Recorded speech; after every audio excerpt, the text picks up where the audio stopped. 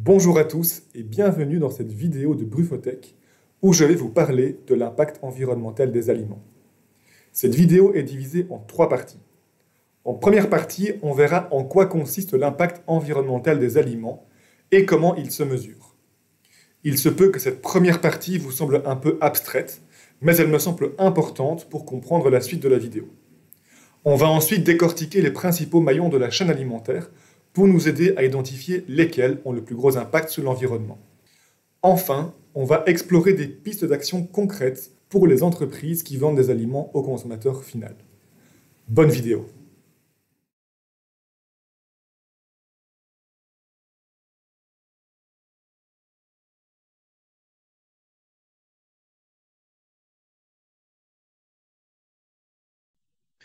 Bonjour à tous et bienvenue à ce webinaire organisé par la SBL Brufotech. On va parler de l'impact environnemental des aliments, comment le mesurer et comment l'afficher. On a voulu parler de cette thématique parce qu'on s'est rendu compte qu'il y a une demande grandissante de la part des consommateurs pour plus de transparence sur les produits qu'ils achètent. Alors cette demande de transparence, elle se traduit à deux niveaux. Tout d'abord au niveau nutritionnel, et donc ça je suppose que vous avez déjà tous vu le fameux Nutri-Score, qui est un logo qu'on met sur des produits pour renseigner du caractère sain ou moins sain des aliments qu'on achète. Mais il y a aussi une série d'applications qui sont développées dernièrement, telles que l'application Yuka, qui vous permet de scanner certains produits et d'en connaître leur valeur nutritionnelle, et donc quels sont les côtés sains ou moins sains des produits que vous achetez. Mais cette demande de transparence, elle se fait aussi au niveau environnemental. Et donc là, ici, j'ai montré deux applications qui font la même chose que Yuka, mais qui le font au niveau environnemental, donc c'est-à-dire que les applications voient le jour pour scanner des produits et en connaître leur impact sur l'environnement. Une fois qu'on sait ça, qu'on sait que les consommateurs s'intéressent de plus en plus à cet impact environnemental de nos aliments, eh bien on peut se demander qu'est-ce qu'on peut faire pour réduire cet impact sur les produits dans notre entreprise. On entend beaucoup parler des emballages qu'il faudrait réduire. On entend aussi beaucoup parler des distances de transport qu'il faudrait réduire, donc consommer plus local, ou encore de sa consommation de viande qu'il faudrait réduire. Mais je pense qu'on est en droit de se demander concrètement, est-ce que ces affirmations sont fondées? Est-ce qu'elles seraient assez nuancées ou il faudrait apporter peut-être plus de détails? Est-ce qu'il n'y aurait pas éventuellement aussi d'autres éléments auxquels il faudrait faire attention? Et parmi tout ça, lesquels faut-il prioriser? Et donc maintenant, le programme de l'atelier, on va commencer par présenter Brufotech pour ceux qui ne le connaîtraient pas encore. Ensuite, on va voir comment se mesure l'impact environnemental des aliments. On va ensuite voir quel est l'impact environnemental des différents maillons de la chaîne alimentaire. Et donc à ce niveau-là, on va donner quelques ordres de grandeur et des exemples qui vous permettront de saisir les enjeux prioritaires. Et donc notamment de répondre à la question que j'ai posée à la slide précédente, parmi l'emballage, les transports et la viande, lequel est le plus impactant. On va ensuite voir concrètement comment utiliser toutes ces informations dans mon entreprise. Et donc, notamment, on va recevoir Colruyt qui va témoigner de l'utilisation de l'EcoScore dans ses magasins, sur ses produits, mais aussi de YouMeal qui nous parlera de son outil qui permet d'améliorer ses recettes au niveau de leur impact environnemental. On va ensuite conclure et passer à une séance de questions-réponses. Ce webinaire ne traite pas de l'impact des aliments sur la santé ni au niveau social. On sait qu'ils sont importants et qu'il faut les prendre en compte, mais ici, on va vraiment se focaliser sur l'impact environnemental des aliments. Brufotech, c'est une ASBL qui est financée par la région de Bruxelles-Capitale pour proposer un service d'accompagnement en sécurité alimentaire et en développement durable aux entreprises alimentaires bruxelloises. Alors, ce service, il peut se faire de trois façons différentes. Tout d'abord, on peut répondre à des questions urgentes ou ponctuelles qui concernent des thématiques diverses, telles que la législation, les informations techniques, des conseils téléphoniques divers. Et donc, pour ça, Brufotech a un service gratuit, donc vous ne payez rien, on vous répond gratuitement. Ensuite, si vous souhaitez que Brufotech vous accompagne pour la mise en place d'un certain système, que ce soit un système HACCP, mais aussi pourquoi pas une certification bio ou un management environnemental, eh bien, Brufotech peut vous accompagner pour ceci. et donc vous êtes subsidié à 80% par la région bruxelloise, donc vous ne devez payer que 20% des frais de conseiller. Ensuite, si le système a été mis en place et que vous avez besoin de Prufotech pour vous aider à le maintenir en place, eh bien, on peut continuer à vous aider, mais là, vous ne serez subsidié plus qu'à 50%. Pour faire tout ça, Brufotech a décidé d'avoir une approche de terrain, c'est-à-dire qu'on va vraiment venir dans votre entreprise voir comment vous travaillez et donc vous remettre un système sur mesure qui correspond le plus possible à vos besoins et à vos contraintes. Et pour ça, eh bien, le système va être fait en collaboration avec vous, de sorte que vous soyez autonome sur le système et que vous n'ayez plus besoin de nous une fois que le système a été mis en place. Cependant, attention, pour bénéficier de ces subsides, donc de ces réductions de frais de conseiller, il y a 3 conditions. La première, c'est qu'il faut que vous soyez une très petite ou moyenne entreprise. Il faut que votre siège d'exploitation soit en région bruxelloise et que vous ayez bénéficié de maximum 200 000 € de subsides minimi sur ces 3 dernières années. Les subsides minimi, c'est une catégorie de subsides bien déterminée. Brufotech propose aussi des formations et des ateliers, comme c'est le cas pour l'instant. Et donc, ceux-ci se font à 2 niveaux. Tout d'abord, au niveau de la sécurité alimentaire. Et donc, on donne des formations notamment en étiquetage, en HACCP, en bonne pratique d'hygiène. Mais on donne aussi des formations en développement durable, comme c'est le cas aujourd'hui. On donne aussi des formations, par exemple, en emballage durable, en zéro déchet, en livraison à vélo pour les aliments, en certification bio, et j'en passe. Pour tout ça, Brufotech est constitué d'une équipe de 6 conseillers et vous avez nos coordonnées ici si vous souhaitez faire appel à nous. Alors, on pourrait maintenant se demander, mais quelle est la part de l'alimentation? Donc, on entend qu'il y a un impact sur l'environnement, mais quelle est la part de l'alimentation par rapport aux autres secteurs sur l'environnement? Eh bien, ici, on va vous montrer quelle est la part de l'alimentation pour les gaz à effet de serre. Alors, au niveau des gaz à effet de serre, l'alimentation est responsable de plus du quart des émissions de gaz à effet de serre au niveau mondial. Alors, pour vous donner des ordres de comparaison, le secteur du transport, c'est 14%, le secteur des centrales à charbon, c'est 19%. Il y en a plein d'autres, mais donc l'alimentation est le premier secteur émetteur de CO2 au monde. Il faut aussi savoir qu'il consomme 70% de l'eau potable sur Terre. Maintenant, comment faire pour mesurer cet impact environnemental? Donc, comment peut-on le quantifier pour pouvoir le comparer avec ceux des autres aliments? Eh bien, pour ça, il y a une méthode qui est la méthode la plus utilisée aujourd'hui, qui est vraiment la méthode que les scientifiques ont décidé de conserver et d'utiliser, c'est l'analyse de cycle de vie. L'analyse de cycle de vie, ça consiste à mesurer tous les impacts de la production d'un aliment, mais attention, tout au long du cycle de vie. C'est-à-dire qu'on va s'intéresser évidemment à la production agricole, mais on va aussi s'intéresser à la transformation, au transport, à l'emballage, à l'utilisation finale et même à la fin de vie du produit. Pour ce faire, une fois qu'on a mesuré tous ces impacts, on va les résumer en une série d'indicateurs environnementaux. Le plus connu, c'est le CO2, et donc on va quantifier, mettons qu'on fait de la sauce tomate, combien de grammes de CO2 a-t-on émis pour produire 1 litre de sauce tomate.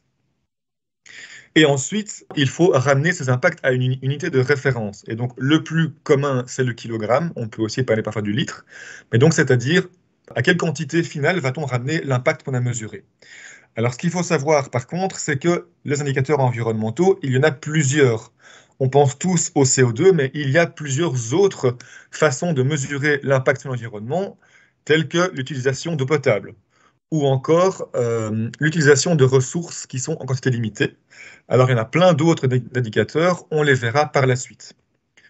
Au niveau des unités de référence, il n'y a pas que les kilogrammes. En fait, on peut aussi comparer les impacts par calories apportées ou encore par gramme de protéines. Là, ça se fait surtout quand on compare par exemple de la viande avec un substitut végétal. Mais il y a évidemment de nombreuses autres unités de référence. On le verra par la suite. Donc ici, ce qui est important de retenir sur cette slide, c'est qu'il faut bien mesurer tous les impacts tout au long du cycle de vie du produit. Il faut mesurer un certain nombre d'indicateurs environnementaux. Et enfin, il faut ramener tous ces indicateurs, tous ces paramètres à une unité de référence qu'il faut déterminer. Comment est-ce que ces informations sont utilisées en pratique? Eh bien, il y a une méthodologie qui a été développée relativement récemment et qui est la plus reconnue, c'est The Product Environmental Footprint. C'est une méthodologie développée par la Commission européenne qui existe depuis plus de 10 ans et qui consiste à mesurer, à faire des ACV sur 16 paramètres. Donc, sur la slide précédente, je vous ai montré 3 paramètres, donc 3 indicateurs. Eh bien, en fait, il en existe 16. Les voici tous ici, donc je vais vous les présenter très brièvement. Alors, le changement climatique, ben, c'est la quantité de CO2 équivalent qui a été relargué dans l'atmosphère et qui va avoir un impact sur le climat. Vous avez aussi l'émission de particules fines, qui va correspondre à des particules toxiques, tant pour l'être humain, mais aussi pour tout le règne du vivant en général. Vous avez ensuite l'épuisement des ressources en eau, en énergie, pardon, en ressources énergétiques non renouvelables, telles que les énergies fossiles, mais aussi en ressources minérales non renouvelables, comme les métaux rares. Vous avez ensuite l'usage des terres. Alors ici, c'est toute une série de surfaces des terres qui est utilisée par l'homme et du coup qui n'est pas disponible pour la biodiversité. Il y a l'impact au niveau de l'appauvrissement de la couche d'ozone. L'appauvrissement induit que davantage de rayonnements ultraviolets passent par la couche d'ozone et donc sont toxiques pour le vivant. Vous avez l'acidification, d'une manière générale, les radiations ionisantes, donc par exemple les déchets radioactifs, la formation d'ozone photochimique, et donc là c'est la formation d'ozone à notre altitude, donc ce n'est pas la même chose que la couche d'ozone qui est à haute altitude, ici c'est vraiment à notre altitude, et donc c'est un impact toxique sur le vivant. Ensuite, les 3 suivants sont l'eutrophisation, terrestre, marine et en eau douce, et donc ici c'est relarguer une certaine quantité de composés dans la nature qui va perturber l'équilibre écologique des systèmes en question. Et vous avez enfin 3 niveaux de toxicité. Il y a la toxicité humaine cancérigène, il y a la toxicité humaine non cancérigène et l'écotoxicité des eaux douces. Voilà, donc voici 16 paramètres environnementaux qui sont pris en compte par cette méthodologie. Alors pour ce faire, eh bien, la méthodologie va résumer tous ces 16 indicateurs en un score unique qu'on appelle le score EF. Pour ce faire très brièvement, eh bien, on va donner un facteur d'importance à chacun des 16 indicateurs. Et donc, on va dire par exemple que le changement climatique a un facteur de 13, donc il est très important. Là où, par exemple, l'eutrophisation, eh bien, on va donner un score de 3, donc on va estimer que l'impact est moins important que le changement climatique. On va ensuite donner un facteur de robustesse qui correspond à quel point est-ce qu'on connaît ce phénomène. Donc, par exemple, le changement climatique, il est très très bien connu. Voilà, on le connaît vraiment bien et on connaît très bien les impacts du changement climatique sur l'être humain, mais sur le vivant en général. À l'inverse, ben, la toxicité, c'est quelque chose qui est encore peu connu, c'est multifactoriel et donc il est peu robuste. Ensuite, qu'est-ce qu'on fait? Eh bien, on multiplie ces deux facteurs et donc on a un coefficient intermédiaire qui est ensuite ramené à une échelle de 100. Et donc, vous avez ici l'impact qu'on va décider de donner à chacun des indicateurs qui va être mesuré, donc chacun des paramètres qui va être mesuré. Et donc, la somme de tout ça, de tous ces indicateurs qu'on mesure pour un certain produit, vous donne le score EF. Sauf que, si vous avez bien suivi, vous imaginez que c'est quelque chose qui est très difficile à mettre en œuvre. Ça veut dire qu'on va devoir, par exemple, pour ma sauce tomate, eh bien, mesurer les 16 paramètres ici pour la production des tomates, pour la transformation des tomates en passata, pour le transport des passatas, pour leur emballage aussi, et compter l'impact ici, par exemple, des bocaux en verre, etc. Et donc, vous imaginez bien que tout ceci, c'est très compliqué à faire. En pratique, ça demande des consultants spécialisés en ACV qui coûtent cher et donc qui sont peu accessibles aux entreprises. Pour répondre à ce frein, eh bien, il y a une nouvelle base de données qui a été mise en œuvre récemment qui s'appelle Agribalise. Alors, il y en a plein d'autres qui existent, mais ici, je vais présenter Agribalise, qui est la plus utilisée aujourd'hui. La base de données Agribalise est faite par l'ADEME, qui est une agence française très solide au niveau scientifique, qui est spécifique pour les produits alimentaires et qui se base sur la méthodologie PEF, c'est-à-dire qu'elle fait des ACV sur les 16 mêmes paramètres. Et donc, qu'est-ce que fait cette base de données? Eh bien, elle a été mesurée, donc faire ces ACV sur 16 paramètres, sur 2500 produits de référence. Et donc, cette base de données va donner des valeurs moyennes. Et donc, on prend ici les 2500 produits les plus consommés en France. Donc, nous avons des valeurs moyennes de chacun de ces produits. Par exemple, pour la sauce tomate, la base de données Agribalise est le résultat de différentes sauces tomates consommées en France. Et donc, on a donné une valeur moyenne de l'impact environnemental de la sauce tomate que les Français consomment. Et donc, vous avez ici toutes les catégories d'aliments qui existent. Donc, pour chacune des catégories d'aliments, vous avez un certain nombre de produits qui sont repris dedans. Par exemple, au niveau des fruits et des légumes, eh bien, vous avez 423 fruits et légumes. Par exemple, la courgette, les oignons, les tomates. Cette base de données permet de faire des comparaisons entre catégories de produits. Ici, on peut donc comparer l'impact environnemental d'une sauce tomate avec une sauce bolognaise. Mais vous ne pourrez pas faire la comparaison entre une sauce tomate de la marque A avec une sauce tomate de la marque B, puisque les valeurs sont moyennes à toutes les sauces tomates en France. Ensuite, la base de données Agribalise a une interface en ligne qui est assez bien faite et qui vous permet donc de rechercher l'impact environnemental d'un produit que vous auriez. Et donc, il suffit de rentrer la valeur ici dans la barre de recherche. Je vous ai mis l'adresse Internet ici, donc vous pourrez la voir dans les slides. J'ai pris quelques exemples pour vous montrer. Ici, on a du bœuf, du faux filet de bœuf grillé ou poêlé, qui a un score de 3,51. Alors, au plus ce score est élevé, au plus il a un impact important sur l'environnement. Et donc, pour vous donner quelques ordres de grandeur, vous avez ici le score EF dans Agribalise de certains aliments. Alors, celui qui est le plus élevé, c'est la viande d'agneau, il a un score de 6. Celui qui est le plus petit, eh bien, c'est les épinards, il a un score de presque 0. Et la médiane est de 0,4. Vous voyez aussi que vous avez un score DQR qui vous donne un indicateur de la fiabilité de la donnée, donc est-ce qu'elle a été mesurée avec beaucoup de précision. Un score de 1, c'est quelque chose qui est très fiable. À l'inverse, un DQR proche de 5 est un score qui est assez incertain et donc la valeur doit être prise avec des pincettes. Et ensuite, on vous montre sur toutes les étapes du cycle de vie quelles sont les étapes les plus impactantes. Et donc, on voit qu'au niveau du bœuf, eh bien, c'est avant tout l'agriculture qui est le poste principal, donc qui a le plus grand impact sur l'environnement. Et ensuite, la base de données vous donne le score de chacun des indicateurs environnementaux, donc chacun des 16 indicateurs qui est repris ici. Alors, je vous mets ensuite le score environnemental d'autres produits. Donc, le comté, vous êtes à 0,57. Vous avez les oignons crus qui sont à 0,07. Et alors ici, un quatrième exemple, c'est une recette de cuisine, donc des raviolis. L'intérêt ici, je trouve, c'est que vous avez l'impact par ingrédient dans cette recette. Donc vous voyez que les ailes de poule ont l'impact le plus important, ensuite le parmesan, viennent ensuite la farine, etc. Voilà, maintenant, donc on a vu les deux méthodes PEF et Agribalise.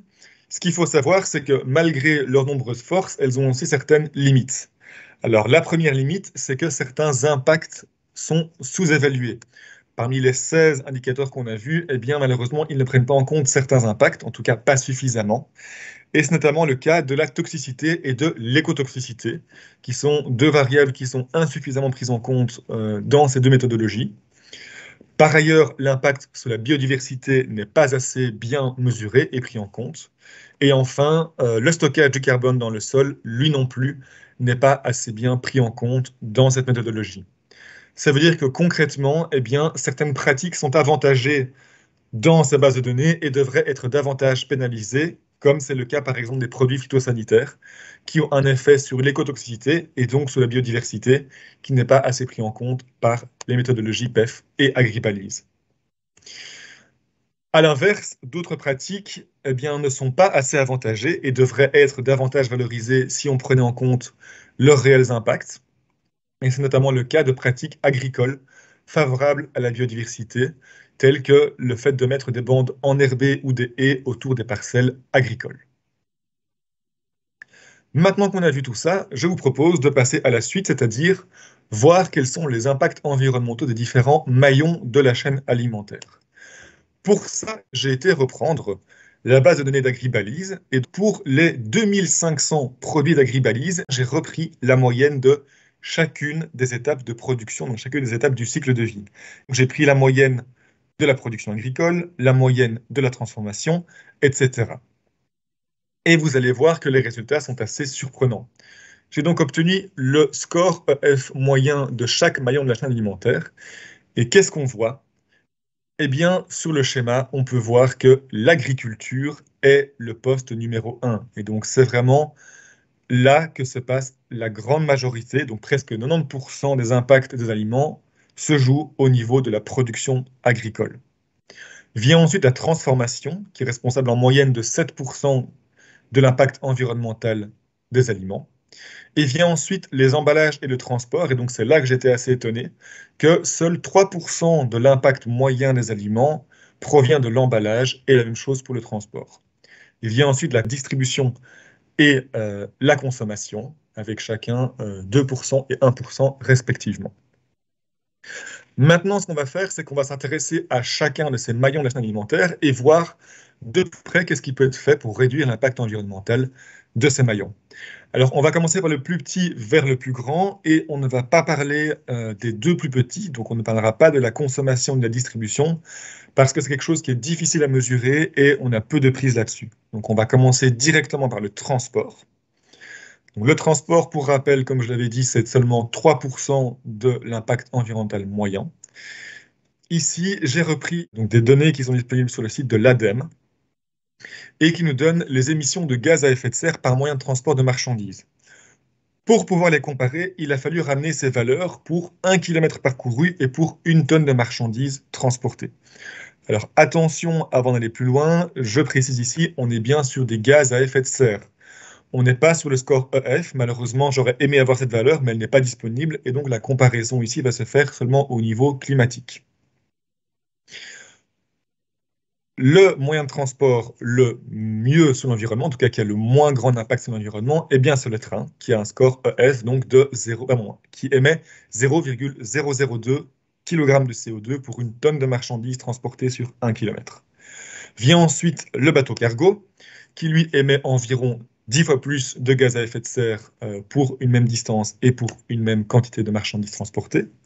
Vient en troisième lieu le transport routier, et donc les camions, que ce soit les petits camions, donc les camionnettes qui transportent moins de 3 tonnes, généralement elles transportent environ entre 1 et 2 tonnes, jusqu'aux semi-remorques, donc c'est les grands camions qui peuvent transporter jusqu'à une trentaine de tonnes.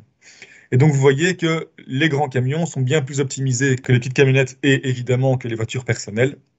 Et donc on voit qu'il y a un facteur 10 de différence entre les plus grands camions et les plus petits. Et ensuite, vous l'aurez deviné, le plus impactant, c'est l'avion cargo. Et donc là, ça dépend surtout de la distance.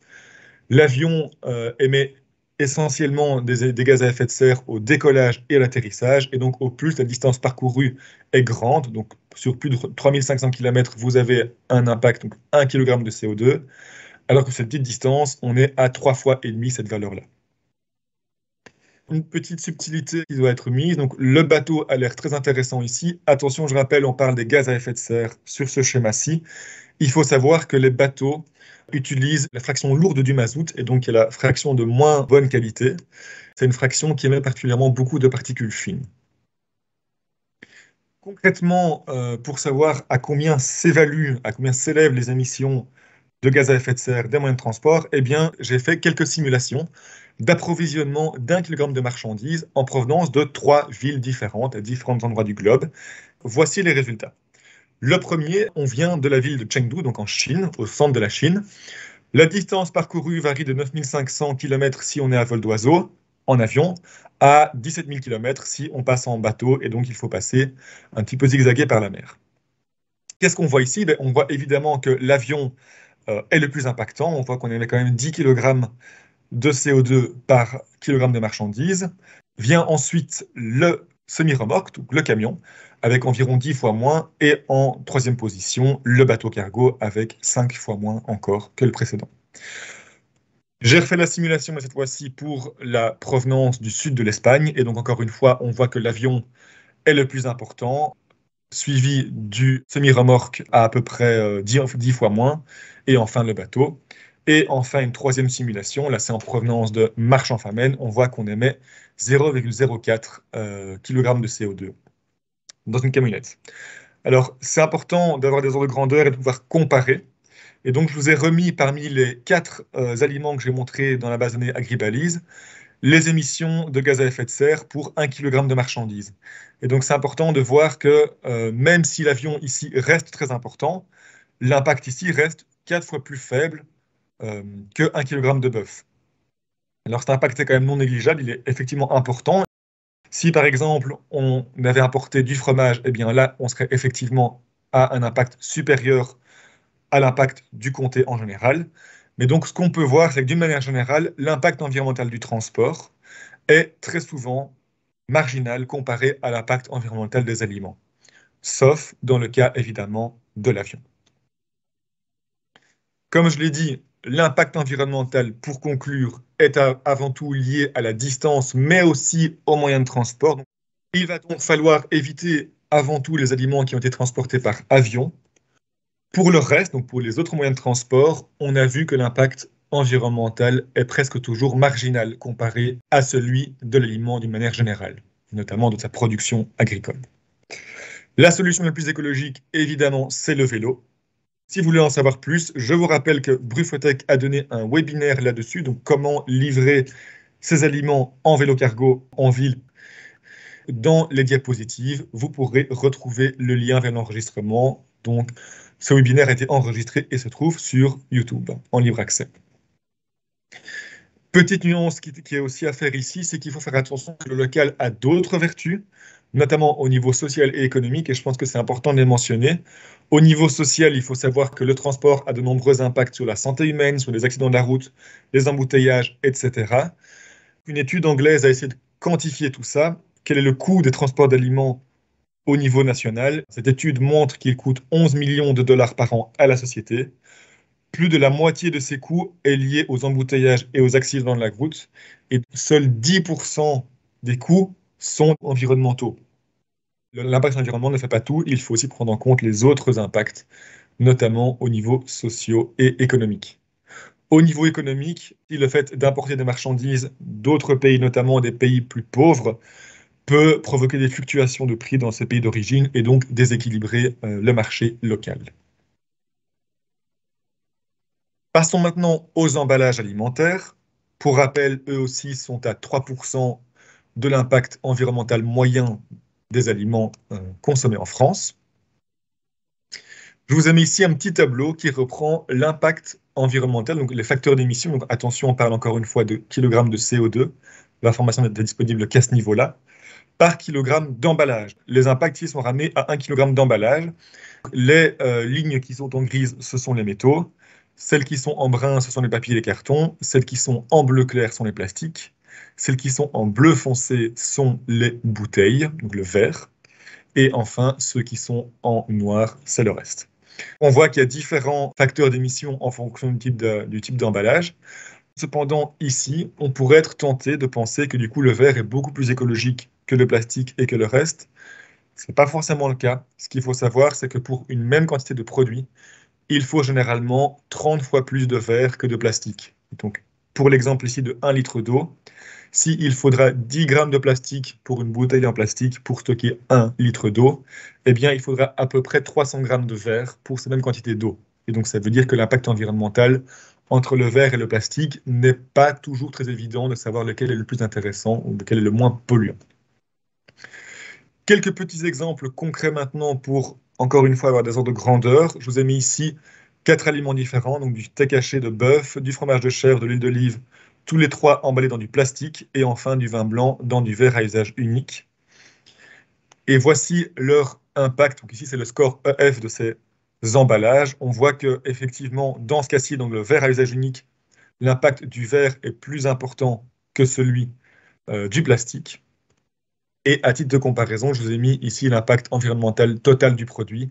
Donc encore une fois, la viande a un impact plus important que les autres produits. L'emballage a un impact bien plus faible que celui du produit d'une manière générale. Et ici, le pourcentage, donc le score EF de l'emballage par rapport au score EF du produit en général. Donc on voit qu'on a des pourcentages assez faibles, sauf dans le cas du vin blanc, qui est d'une part lié au fait que le verre est plus polluant, mais aussi dû au fait que le vin blanc a un score EF assez faible. Si vous souhaitez en savoir plus, eh bien sachez qu'on va donner un autre webinaire qui sera lui aussi enregistré le 31 mars à 13 h sur les emballages alimentaires. Et donc, on verra notamment quels sont les emballages, donc quels sont les matériaux à privilégier, les différences entre les emballages recyclables, biodégradables, compostables et biobasés, quelles sont les pistes d'action qu'on peut faire à chacun de ces niveaux, et enfin, quels sont les outils et les partenariats que vous pourrez mettre en place pour réduire l'utilisation d'emballages tout en maintenant la sécurité alimentaire. On aura notamment l'honneur de recevoir deux invités de choix, l'Empoteuse et Bring Back, qui pourront proposer de nombreuses solutions pour passer aux emballages réutilisables et donc lavables pour le B2B, mais aussi pour le B2C. Maintenant de la transformation. Donc je rappelle, transformation, c'est 7% du score EF en moyenne. Ici, je ne pourrais pas donner des pistes d'action concrètes puisque ça va dépendre avant tout de votre secteur d'activité, mais voici quelques généralités que je peux donner. Vous pourriez adopter des productions d'énergie renouvelable dans votre entreprise et donc installer des pompes à chaleur, des panneaux solaires, des panneaux photovoltaïques. À ce niveau-là, sachez qu'il existe un service de la région bruxelloise qui s'appelle Facilitateur Bâtiment Durable, que je vous invite à contacter et qui peuvent vous conseiller sur toutes ces questions-là. Vous pourriez aussi optimiser vos process et vos équipements. Vous pourriez aussi décider de rallonger la durée de vie de vos équipements, donc de les réparer autant que possible. Et enfin, réutiliser la chaleur fatale. Donc c'est la chaleur qui est perdue par votre machine, qui peut être utilisée notamment pour le chauffage ailleurs dans l'entreprise. Passons maintenant à la grosse part du gâteau, la production agricole, qui pour rappel, c'est 85% du score EF en moyenne. Pour mieux comprendre quels aliments sont les plus impactants au niveau de l'environnement, je vous montre ici une étude relativement récente qui a quantifié au niveau des émissions de gaz à effet de serre les impacts par catégorie d'aliments. Tous les aliments ici qui sont en rouge sont des aliments d'origine animale et ceux qui sont en vert sont des végétaux. On voit que les produits animaux, d'une manière générale, ont un impact plus important que la plupart des produits végétaux. Le facteur d'émission, généralement, varie entre 2 à 4 fois plus important pour les produits animaux comparé aux produits végétaux. Maintenant, on va voir un peu plus en détail qu'est-ce qui peut être fait pour minimiser l'impact environnemental de vos produits en fonction de la catégorie de produits avec laquelle vous travaillez. Pour les produits d'origine animale, donc la viande, les produits laitiers, les œufs et le poisson, ce schéma disait que 28% des gaz à effet de serre générés au niveau mondial sont dus au secteur de l'alimentation.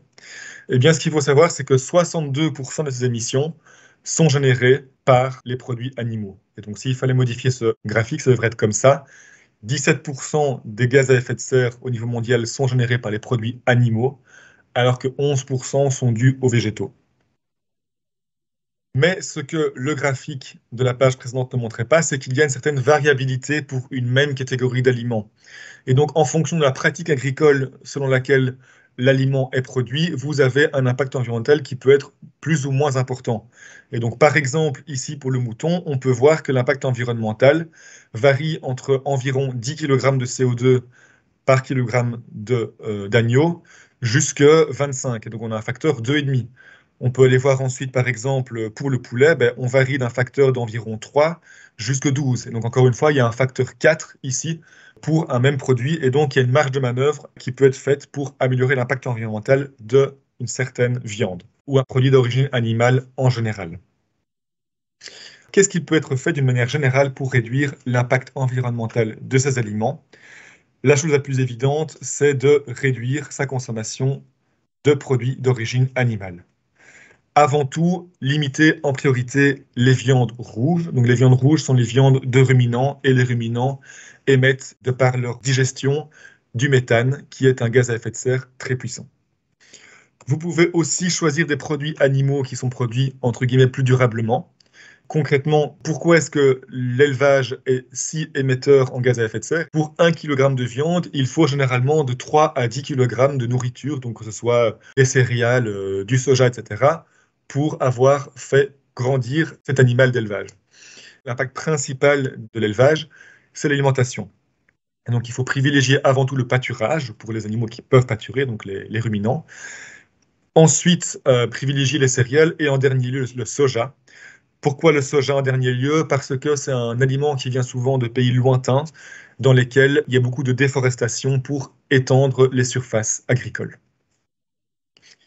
Pour les produits de pêche, il va falloir faire attention à privilégier les espèces non menacées et respecter la saisonnalité des poissons. Et à ce niveau-là, je vous invite à consulter le guide des poissons durables qui est mis à jour par Bruxelles Environnement et Biolonie, dans lequel j'ai pris ici un exemple. Vous pouvez retrouver tous les poissons du commerce avec les saisons auxquelles vous devriez l'acheter et la taille minimale du poisson à respecter pour éviter la diminution des stocks de poissons. Ensuite, vous pouvez demander à votre fournisseur, d'une manière générale, ce qu'il fait concrètement pour limiter l'impact environnemental de ces produits. Passons maintenant aux produits végétaux. Alors, il y a quelques pratiques agricoles qu'il faut éviter. Numéro 1, c'est éviter les productions sous serre chauffée. Ça émet particulièrement beaucoup de CO2, de chauffer ces serres qui sont souvent chauffées au mazout. Et c'est privilégier des aliments de saison, ou en tout cas éviter les aliments produits dans un pays hors saison. Ça veut souvent dire qu'ils sont produits sous serre. L'utilisation d'engrais de synthèse est aussi particulièrement émettrice en CO2 et donc privilégier les engrais organiques, donc le compost ou le fumier. Ensuite, éviter les cultures qui sont souvent associées à la déforestation, comme c'est le cas de l'huile de palme, mais aussi du cacao, donc le chocolat et le café. On va voir maintenant qu'est-ce qui peut être fait pour concrètement utiliser ces informations dans une entreprise alimentaire. Alors, la première chose qui peut être faite, c'est de limiter le gaspillage alimentaire. Un tiers des aliments produits dans le monde est gaspillé. Ce qui peut être fait pour limiter ce gaspillage alimentaire, c'est d'avoir une meilleure gestion des stocks et de vos commandes, appliquer des promotions sur vos produits lorsque vous approchez de la DLC ou de la DDM. Notamment, vous pouvez aussi passer par des applications telles que Too Good To Go qui vous permettent de revendre ces produits et de faire connaître ces promotions auprès de vos clients. Et vous pouvez, en dernier lieu, évidemment, faire des dons pour l'aide alimentaire. Améliorer vos recettes, donc réduire par exemple la proportion de viande dans vos recettes. Pour ça, l'outil YouMeal va être présenté par Rémi plus tard dans cette présentation. Enfin, vous pouvez communiquer de l'impact environnemental de vos aliments auprès des clients. C'est dans ce cadre-là que des logos et donc des modalités d'affichage tels que le Nutri-Score, mais pour l'environnement, notamment l'EcoScore qui va être présenté par Colruyt. Ces outils sont très utiles pour communiquer auprès de vos clients sur l'impact environnemental des aliments. On pourrait se demander, est-ce que cet affichage a un effet réel, un impact? Eh bien, oui, une étude a réussi à montrer et à quantifier ceci dans un restaurant. Sur les cartes du restaurant, il y avait des petits logos verts ou rouges à côté des plats que vous allez commander. Ces logos mentionnaient simplement l'impact de ces plats sur l'environnement. Et donc les produits verts qui avaient un bon impact sur l'environnement, grâce à cet affichage, ont été consommés à 11% de plus. À l'inverse, les plats rouges ont été consommés avec 5% de moins. Au niveau global, on a vu une réduction de 4% des émissions de gaz à effet de serre associées aux consommations totales. Maintenant, laisser la parole à Vers le Pop de Colruyt qui va vous parler de l'implémentation de l'EcoScore sur les produits de Colruyt. Bonjour, en tout cas, je suis vraiment contente d'être invitée à y parler durant ce webinaire sur sur l'affichage environnemental et en fait chez Colruyt sur l'EcoScore. Je vais me présenter d'abord. Je suis Vers le Pop. Je travaille depuis 8 ans chez le groupe Colruyt, où il y a plusieurs enseignes comme Colruyt, mais aussi Bioplanète comme OK et Spar. Je travaille comme stratégiste environnementale, enfin sustainability, durabilité, et je suis responsable pour le déroulement de l'EcoScore. Un peu de contexte pour commencer. En fait, comme on vient d'entendre, le consommateur demande aujourd'hui plus d'infos sur la durabilité. Il y a des labels déjà, bien évidemment, mais il y en a plus de 200 en Europe sur tout ce qui est écologie. C'est difficile de savoir qu'est-ce qu'il y a derrière. Certains labels font du travail impeccable, mais les consommateurs ne savent pas très bien ce qui est derrière, puisqu'il y en a tellement beaucoup, ils ne sont pas tous très fiables. Alors ça c'est déjà un de deux. On voit de plus en plus de nos collègues qui en fait qui travaillent sur l'écologie. Chez nous, chez Colruyt Group, on a un programme qui s'appelle Pas à Pas, où on veut aider et stimuler le consommateur à vivre une vie plus consciente, plus durable. En fait, en ce qui concerne tout ce qui est affichage environnemental et l'empreinte environnementale, on a pas mal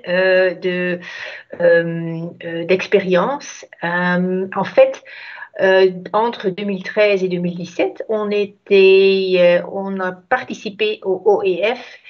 Ça, c'est l'Organizational Environmental Footprint de la communauté européenne, qui est en fait l'empreinte environnementale sur une organisation et pas sur un produit. Et on a aussi suivi le PEF, le Product Environmental Footprint. Entre 2015 et 2016, on a fait une étude ensemble avec le gouvernement flamand où on a essayé de faire des ACV pour plusieurs types de produits et aussi de communiquer ces empreintes environnementales. Et même pour certains produits, on les a changés à base de ça. En 2018-2019, on a fait en fait tout un projet dans le cadre de la communauté européenne et les subsides autour de European EIT, European Institute for Innovation and Technology.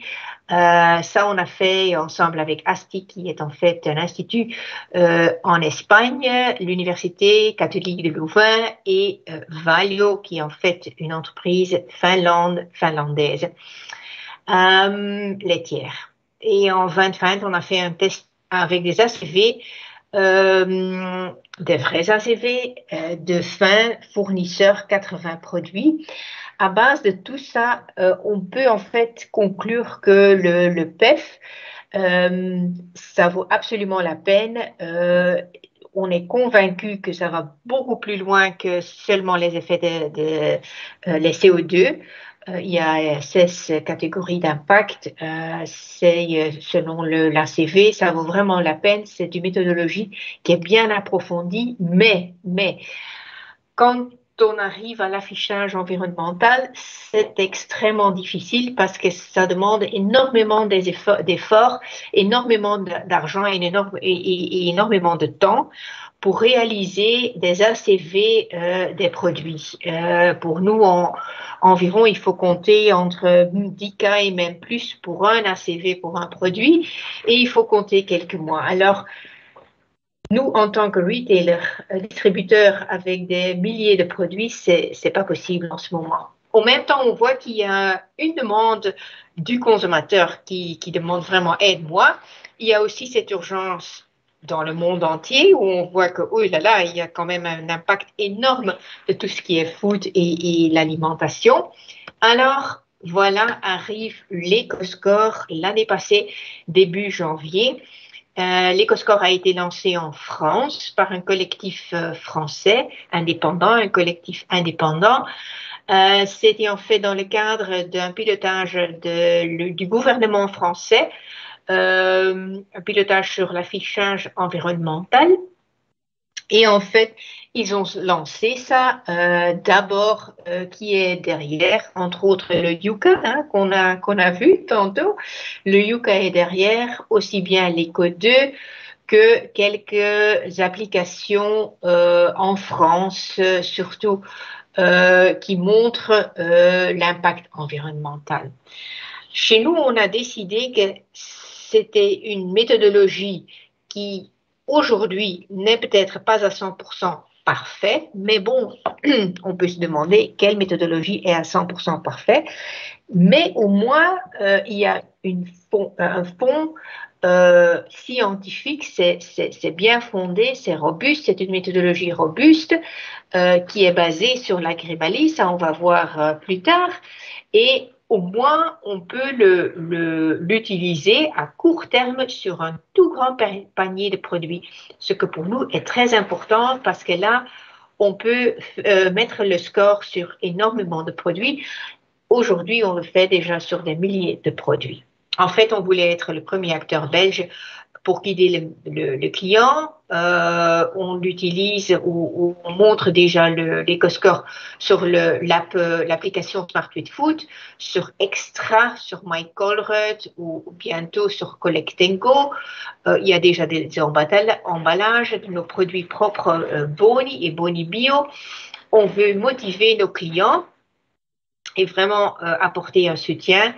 Et last but not least, on veut améliorer nos propres produits en termes de cycle de vie, bien évidemment.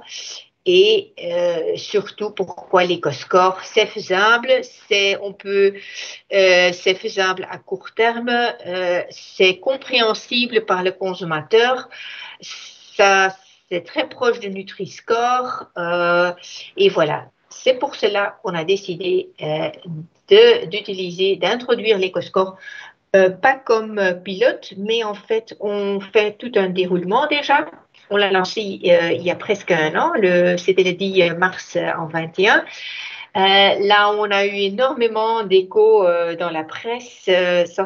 On était quand même assez surpris de voir tous les échos qu'on a eus.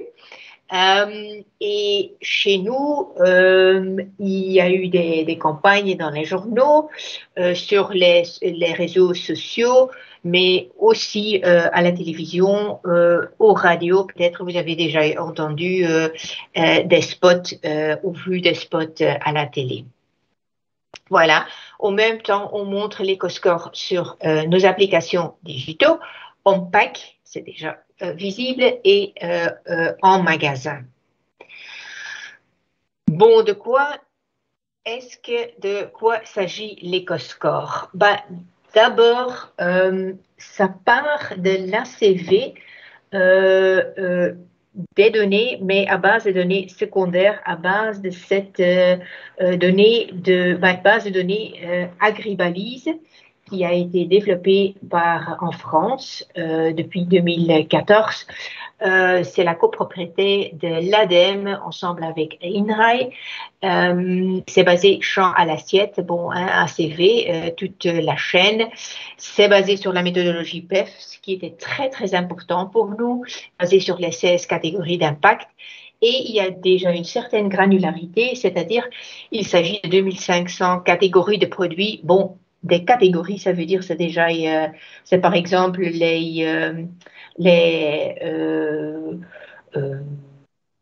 certains chocolats avec des graines dedans et des vitamines. Alors, c'est déjà quand même très, très spécifique. Puis, il y a les indicateurs complémentaires. Ici, on est dans les données secondaires, on est dans dans les données qui sont un peu les mêmes pour tous les produits. Ici, avec les indicateurs complémentaires, on fait la différence entre les produits, c'est-à-dire on regarde certaines choses comme les systèmes de production, je vais en revenir plus tard, les origines des ingrédients, les emballages et les espèces menacées. En fait, ici, il y a certaines choses qui ne sont pas reprises dans les ACV, c'est-à-dire tout ce qui est espèces menacées, biodiversité. En ce moment, ce n'est pas encore repris dans les ACV. C'est pour cela que le collectif a décidé d'en faire des indicateurs complémentaires. Voilà, ça c'est la raison pour laquelle il y a des indicateurs complémentaires. En ce qui concerne l'emballage, la circularité des emballages, c'est quelque chose qui est très important pour le consommateur. Quand il pense écologie, il pense surtout, certainement en Belgique, aux emballages. Tandis que dans l'ACV, souvent, l'emballage ne compte pas pour grand-chose. Voilà. Puis cette Agribalise, on a déjà vu que c'est en fait cette base de données. On a vu quelques exemples.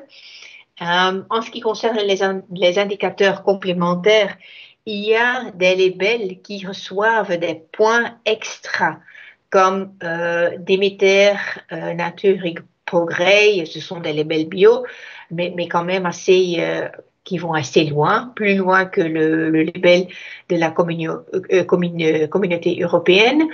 Ils reçoivent 20 points, puis il y a agriculture biologique et le label de la communauté européenne, 15. Puis il y a certains labels qu'on utilise aussi en Belgique et reçoivent plus 10 points, comme le UTZ, Rainforest Alliance, Fairtrade, label rouge, ACV, MSC, ASC, MSC pour le poisson. Ça, ce sont des labels très bien connus qu'on utilise également en Belgique.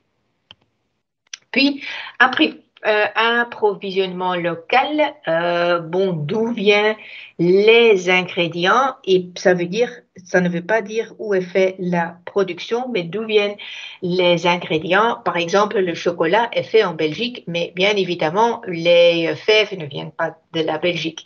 Et là, on compte en fait les distances routières, ferroviaires, maritimes.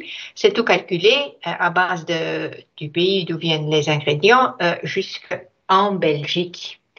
Circularité de l'emballage, là on regarde en fait les scores amont et les scores aval. On regarde si par exemple il y a une utilisation de matières premières recyclées, s'il y a si le matériel a un caractère renouvelable ou comment sont les ressources gérées. Score aval, là on regarde est-ce que l'emballage est recyclable, biodégradable, incinéré, soit mis en décharge, et on se base déjà sur les chiffres de FOSS+. Alors ça veut dire que cette méthodologie a déjà adapté en partie à la Belgique. Puis les espèces menacées, là surtout on regarde les poissons menacés et c'est basé sur Ethic Ocean, WWF et Frémer. Alors je ne sais pas très bien si c'est copy-paste de ce de ce qui a été proposé par la région bruxelloise. En tout cas, les sources où on se base dessus pour dire si un poisson est menacé, oui ou non, c'est ces trois sources. Et puis, il y a aussi l'huile de palme qui joue un rôle. Si c'est l'huile de palme est durable, là, il n'y a pas de point en moins. Si c'est une huile de palme qui n'est pas durable, on reçoit des points en moins. Bon, à quoi champ d'application? Il y a certains produits qui ne sont pas encore scorés. Ça, c'est quand même important de signaler également. Il n'y a pas encore de score sur les fruits et les légumes.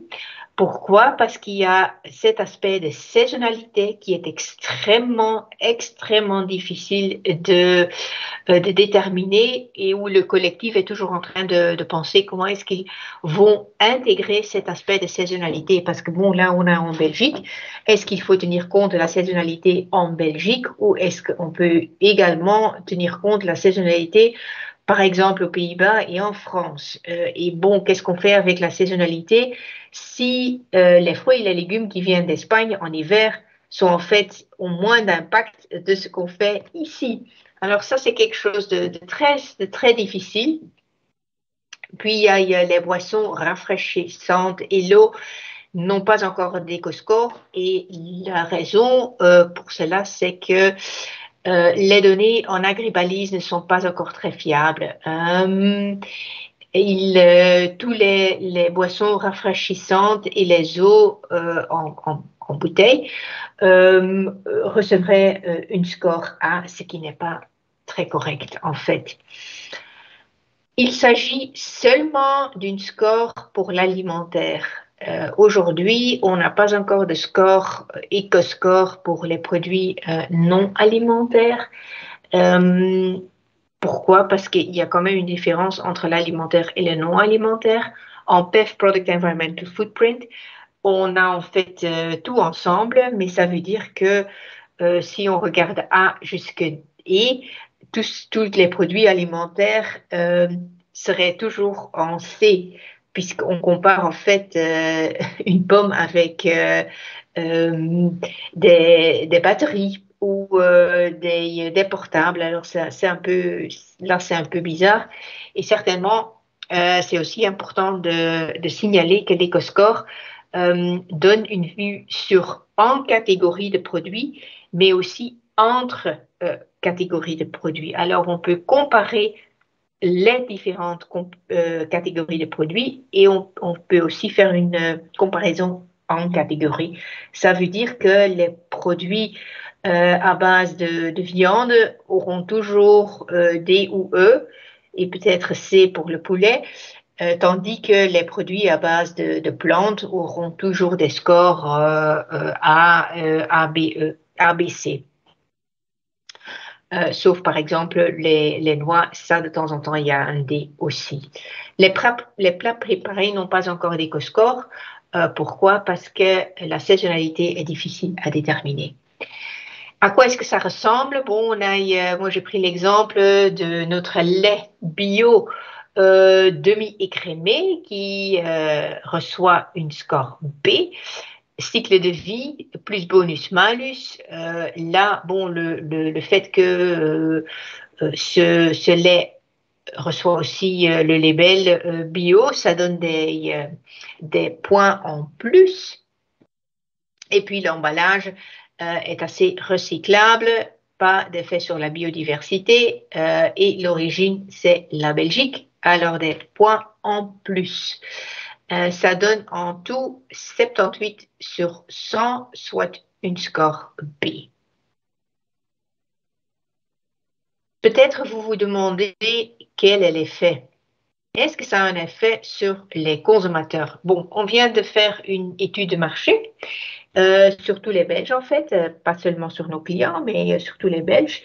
Et on était quand même très surpris de voir que plus de 50% de Belges ont déjà vu l'éco-score ou entendu parler de l'éco-score.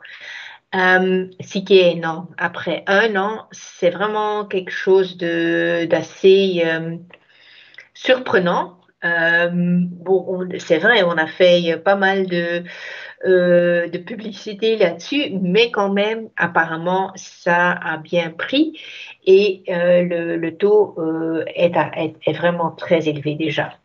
En plus, ce qui est aussi important, c'est qu'ils comprennent l'éco-score. Il n'y a pas de confusion avec le Nutri-Score. On avait un tout petit peu, on savait pas très bien s'il y aurait une confusion avec le Nutri-Score, oui ou non, mais en fait, le consommateur fait la différence entre le Nutri-Score et l'éco-score. Et en plus, pour l'éco-score, il n'y a pas de confusion avec le bio, ce qui est quand même aussi très important.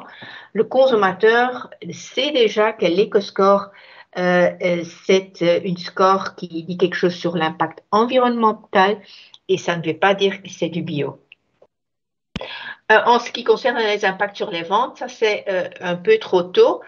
Parce que là, il faut avoir quand même énormément de produits qui reçoivent une score. Avant, on peut voir quel est l'effet sur les ventes. En plus, pour l'éco-score, c'est très important d'avoir une accessibilité, une transparence, visibilité, aussi bien en magasin qu'en ligne. Et les magasins, ça reste très important. Parce que bon, en Belgique, enfin, il y a peu de gens qui font leurs courses rien qu'avec leurs applications digitaux. Peut-être quelques-uns ou une entre vous se demandent comment commencer. L'éco-score, ça m'intéresse. Qu'est-ce que je dois faire? Bon, c'est pas tellement difficile en fait. D'abord, il y a l'enregistrement qui est nécessaire pour l'étude par les dossiers, par les collectifs. On peut utiliser le logo, mais il faut quand même demander, il faut demander un OK au collectif.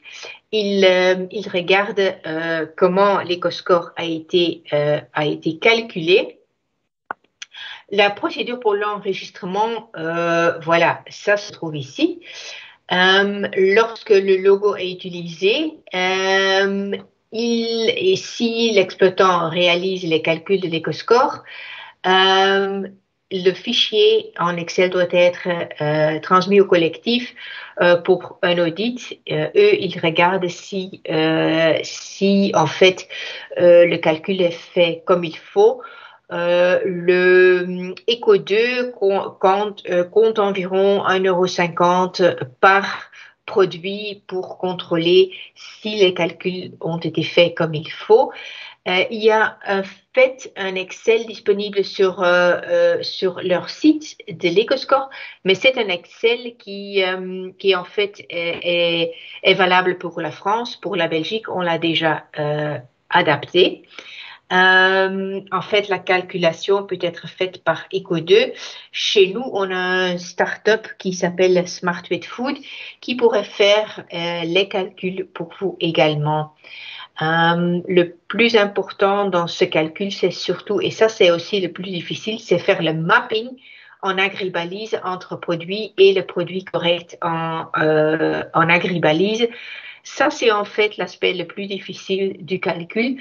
Ensuite, les critères supplémentaires sont pas tellement difficiles. Il s'agit là de rassembler toutes les données nécessaires, par exemple l'origine des ingrédients. Voilà, ça c'est en quelques mots et en quelques slides des informations sur l'EcoScore, sur ce que fait Colruyt Group et comment les autres peuvent s'y prendre. L'EcoScore est une méthodologie ouverte, transparente, qui peut être utilisée par tout le monde. C'est important à savoir que la méthodologie le collectif souhaite que la méthodologie soit très transparente et que tous les marques et les retailers peuvent faire partie de cette comment je veux dire, vague ou groupe. Ça, c'est quand même très important. C'est une méthodologie qui n'est pas super facile, mais qui n'est pas extrêmement difficile non plus. Quand je compare avec les ACV produit par produit, ça c'est quand même tout à fait autre chose. Pour cela, il faut être spécialiste avant de s'y mettre, tandis que l'EcoScore, plus ou moins tout le monde pourrait utiliser cette score. En tant que Colruyt, moi j'espère vraiment qu'il y aura d'autres PME, marques, fournisseurs qui vont s'y mettre, qui vont commencer par l'EcoScore parce qu'on est convaincu que c'est dans l'intérêt du consommateur qu'il y a un label et pas des plusieurs labels sur le marché. Merci. Merci beaucoup, Madame Pop. Alors, je vois qu'il y a 2 questions. On y répondra dans la séance de questions-réponses. Je vois que ce n'est pas des questions tout à fait urgentes. Donc, merci beaucoup. J'ai 2 petites précisions à faire. Oui, pardon, ma caméra est coupée.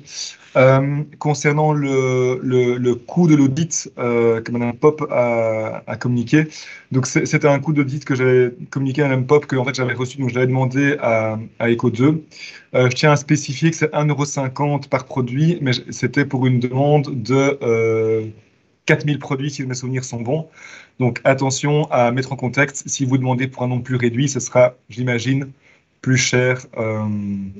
Voilà, donc, je vous laisserai voir ça avec eux si vous souhaitez en savoir plus. Maintenant, je vous propose de laisser la parole à Rémi de YouMill, qui va nous présenter donc, son outil de calcul de l'impact environnemental des recettes et des produits. Ouais, vous m'entendez? Oui, bonjour. Enchanté de tous vous rencontrer virtuellement. Je suis un des cofondateurs de YouMill et je suis aussi le CEO de YouMill. YouMill est une plateforme logicielle qui est issue d'années de recherche à l'Université de Louvain-la-Neuve. Et cette plateforme, à l'origine, ce qu'on voulait faire, c'était que on était parti du constat que les gens ne savaient pas trop ce qu'il y avait dans leur assiette. Et l'idée, c'était de leur dire, grâce à YouMill, vous saurez beaucoup plus en détail ce qu'il y a dans votre assiette, tant du point de vue de l'intérêt nutritionnel que du point de vue de l'intérêt environnemental. Donc, c'est un projet qui a duré pendant 5-6 ans de R&D à l'Université de Louvain-la-Neuve. Et puis, on a créé la société il y a 5 ans. Et on a très vite réussi à convaincre quelques grands noms du food que vous voyez à droite d'utiliser la technologie et l'expertise de l'équipe. Donc, on est surtout utilisé aujourd'hui dans la restauration collective, un peu moins dans la restauration commerciale, un petit peu dans le retail avec Delhaize. Et on a toute une série d'autres clients. Ici, je vous ai mis que ceux qui sont assez grands et assez connus. On a une équipe qui est une équipe forcément dans les logiciels, donc on a des développeurs, mais on a aussi tout un écosystème autour de nous avec des nutritionnistes, beaucoup de nutritionnistes, des experts en environnement qui nous permettent d'évoluer, d'affiner, de suivre l'actualité, de nous y adapter et aussi d'être une force de proposition dans ce domaine-là. Alors, nous, on n'est pas essentiellement uniquement orienté vers l'impact environnemental, puisque il y a deux aspects dans l'alimentation qui sont importants. C'est ce que ça nous fait au niveau nutritionnel, donc au niveau de notre santé, et ce que ça fait aussi au niveau de la santé de la planète. Et on pense qu'on ne peut pas dissocier les deux. Donc, typiquement, si vous voulez manger quelque chose qui ne fait pas de mal à la planète, vous pouvez manger de l'herbe, mais on n'est pas tout à fait prévu pour faire ça, donc ça va pas nous faire beaucoup de bien.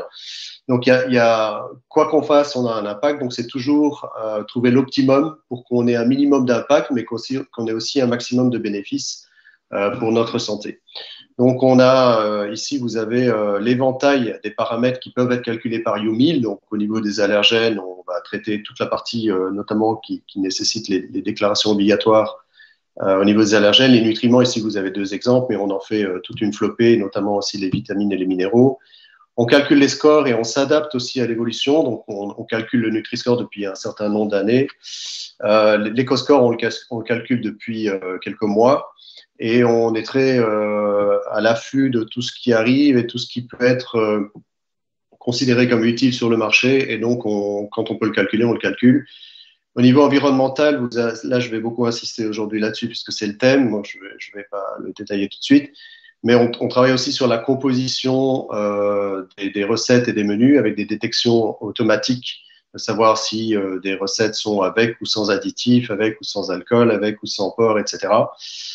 Les labels prennent de plus en plus d'importance aussi au niveau environnemental, donc on les traite aussi. Et on associe aussi tout ça au coût matière des produits de recettes, puisque on peut faire tous les efforts que l'on veut au niveau nutritionnel et environnemental, mais si on n'arrive pas à maîtriser le coût matière, en fait, on ne peut pas faire grand-chose.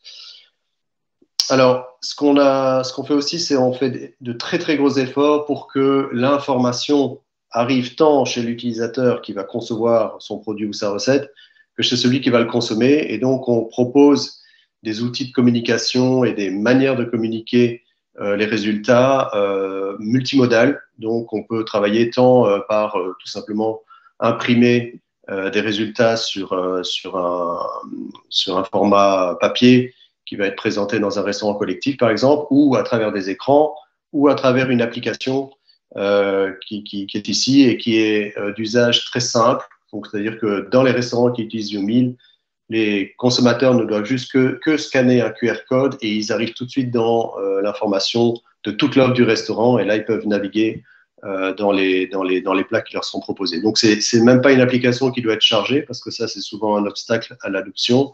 C'est un web service, ils ne doivent même pas charger l'application. Quand vous êtes un créateur d'ensemble de recettes ou de produits, c'est aussi important de comprendre comment analyser l'ensemble de votre offre. Donc, on propose aussi des outils d'analyse et des tableaux de bord d'analyse de vos produits ou de vos recettes qui vous permettent de savoir où vous en êtes par rapport à vos idées, par rapport à vos produits, mais aussi par rapport à ce qu'attendent votre public ou vos clients. Alors, ça, je vais peut-être le passer, mais ici, vous avez une illustration, par exemple, d'une recette et comment les résultats sont présentés. Donc, en haut, vous avez la partie nutritionnelle où on va donner des barres de progression qui sont liées aux apports journaliers recommandés. Donc, ça permet à celui qui regarde la fiche de très vite savoir si ça répond à ses besoins. Et en bas à gauche, vous voyez l'impact planète, mais ça, je vais y venir de manière beaucoup plus détaillée plus tard. Et il y a toujours un QR code qui vous donne un accès direct à beaucoup plus d'informations sur la recette si vous le souhaitez.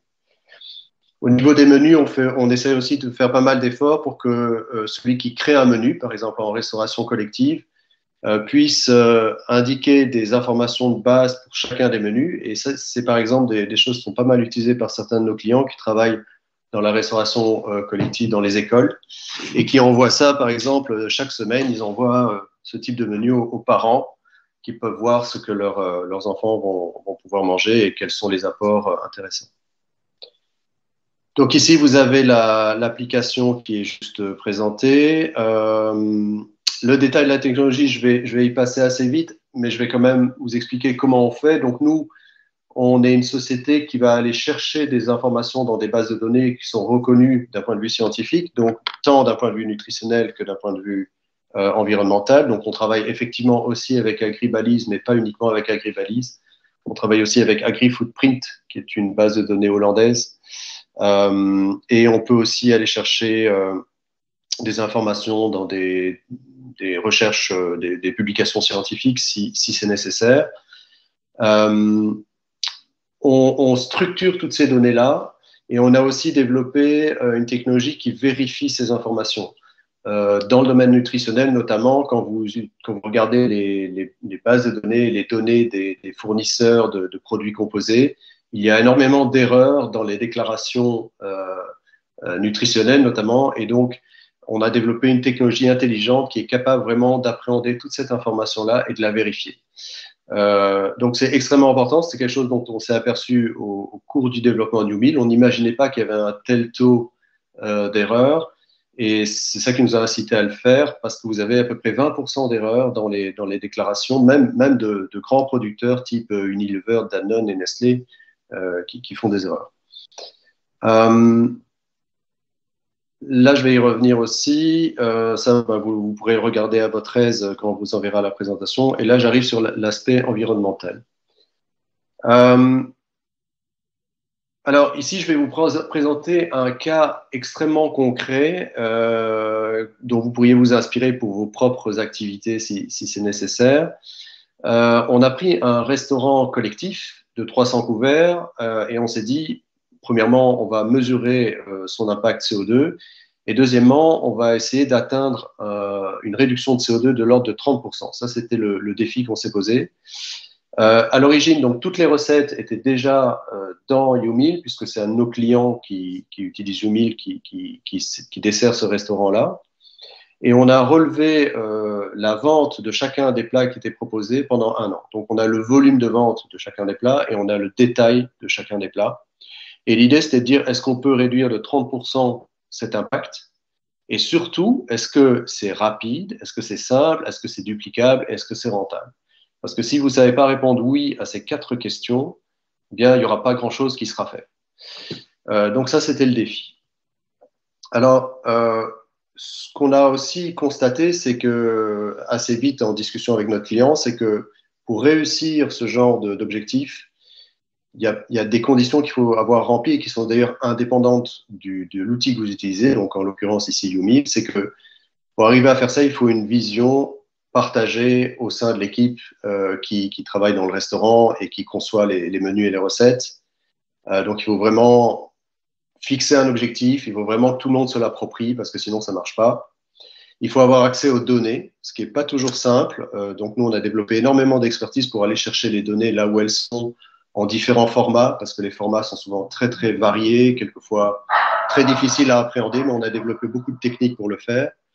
Il vous faut un logiciel d'analyse de données qui est correct et précis, et ça, j'ai la faiblesse de croire que c'est YouMeal.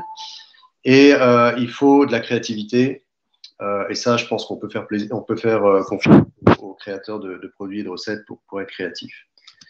Alors, je vais quitter la présentation ici pour aller directement dans la plateforme pour vous montrer un exemple. Donc ici, je suis dans la plateforme YouMeal.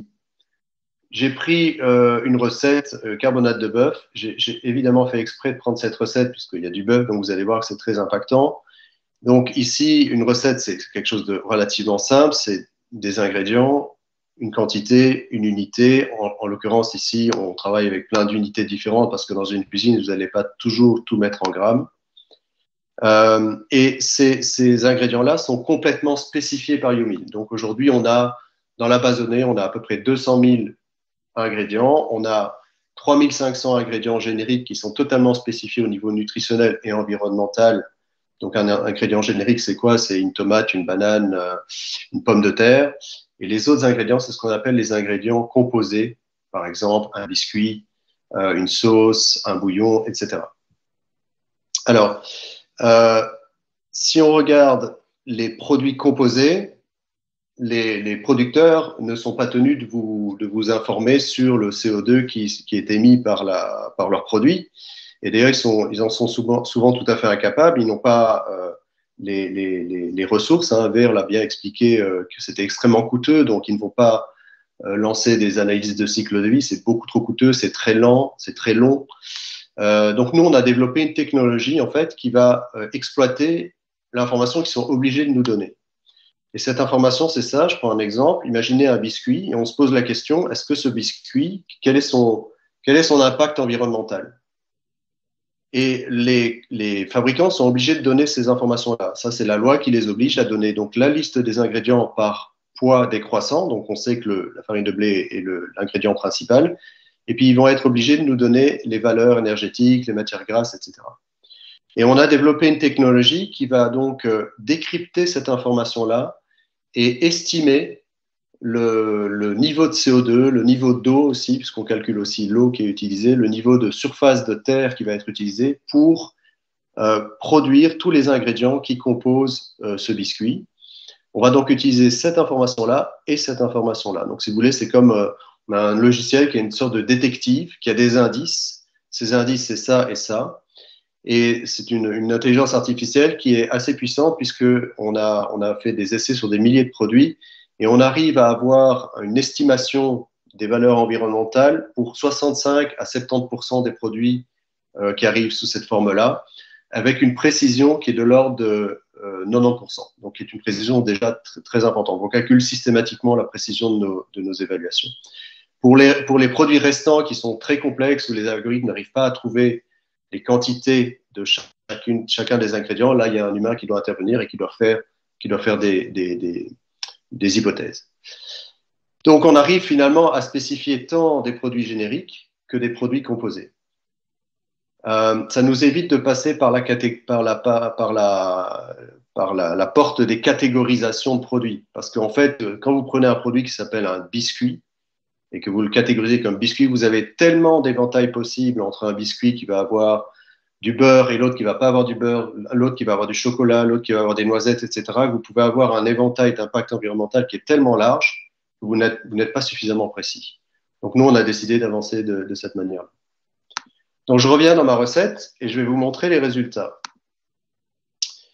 Donc je vais passer vite. Ici, on a des résultats sur la nutrition, etc. Et comme si vous êtes dans une démarche d'améliorer l'impact environnemental de votre recette, il faut aussi éviter de dénaturer l'intérêt nutritionnel de votre recette. Ici, et le goût. Le goût, ça, c'est celui qui fait la recette, qui sait ce que ça va goûter. Nous, on n'est pas encore capable de simuler un goût. Mais par exemple, ici, on va vous donner des outils pour savoir quel est l'impact de chacun des ingrédients sur déjà les valeurs nutritionnelles. Donc, si je promène ma souris, par exemple, je vois qu'il y a beaucoup d'acides gras saturés. Si je promène ma souris sur la barre rouge, le système me dit quels sont les ingrédients qui participent aux acides gras saturés. Là, je vois que le beurre participe à presque 70%, donc je peux aller agir sur cet ingrédient si c'est possible. Donc ça, c'est au niveau nutritionnel. On fait la même chose ici au niveau environnemental. Donc vous voyez ici qu'on donne 3 indicateurs, qui est le CO2, la surface de sol et l'eau qui sont utilisés pour produire cette recette. Et là, on l'indique par portion ou par 100 grammes. Et on donne les valeurs absolues. Donc ici, on dit, ben voilà, ce produit-là, ce plat-là, il coûte 7 kg de CO2. Et le principe est le même ici dans les barres de progression, c'est qu'on vous dit quels sont les apports ou les impacts de chacun des ingrédients dans cette recette. Donc ici, il n'y a pas de surprise, on l'a fait exprès. Le bœuf participe à 95% de l'impact de cette recette. Et là, vous pouvez commencer à agir, si vous le pouvez. Donc ici, typiquement, on est sur un plat de viande, on ne va pas enlever la viande, on est bien d'accord, mais supposons qu'on dise, je vais diminuer de 30 grammes ma recette, je sauve ma recette. Et là, je vous rappelle qu'on était à 7 kilos.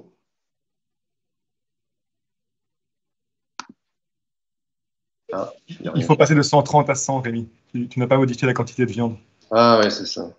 Je me dis bien.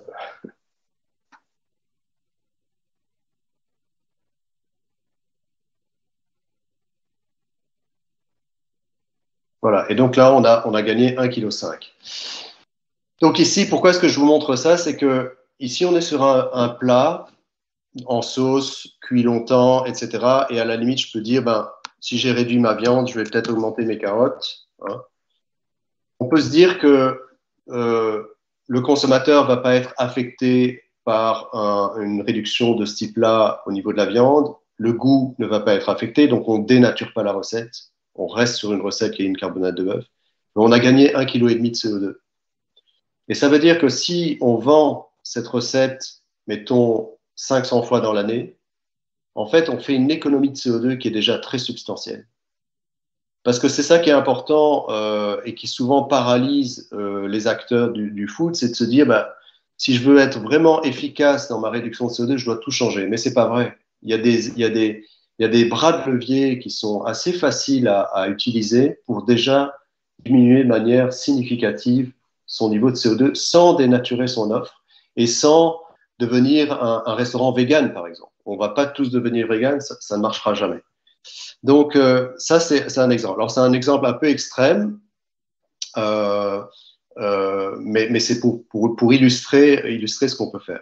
Donc, vous voyez ici qu'on calcule aussi les scores. Donc, on calcule l'éco-score qui est ici, qui est forcément D, et on calcule le Nutri-Score. On a aussi un score U1000, mais je ne vais pas m'apesantir dessus. C'est un score qui est en fait une synthèse entre l'intérêt nutritionnel du produit et qui tient compte aussi de son impact environnemental.